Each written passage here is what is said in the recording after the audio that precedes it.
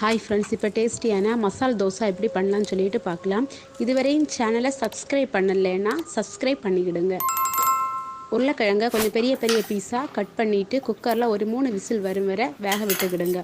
ஒரு பெரிய வெங்காயம் 3 சின்ன சின்ன பீஸாக கட் பண்ணி வச்சுக்கிடுங்க. 2 பச்சை மிளகாவையும் சின்ன சின்ன பீஸாக கட் பண்ணி வச்சுக்கிடுங்க.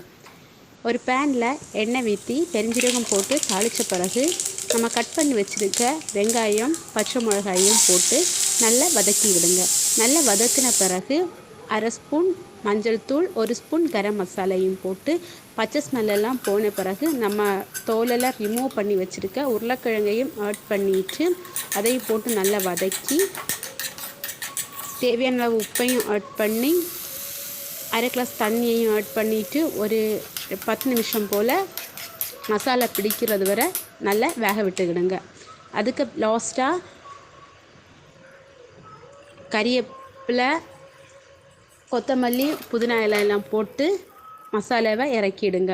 அதுக்கு பிறகு தோசை மாவை கரைச்சி வச்சுட்டு தோசை நம்ம வீட்டுறது மாதிரி தோசை வீற்றிட்டு 2 சைடும் வெந்த பிறகு நம்ம வேக வச்சுருக்க மசாலாவையும் உருளைக்கிழங்கு மசாலாவை அந்த தோசைக்கு சென்டர் சைடில் வச்சுட்டு 2 சைடும் வேக விட்டு இறக்குனா டேஸ்டியான மசால் தோசை தயாராக இருக்கும்.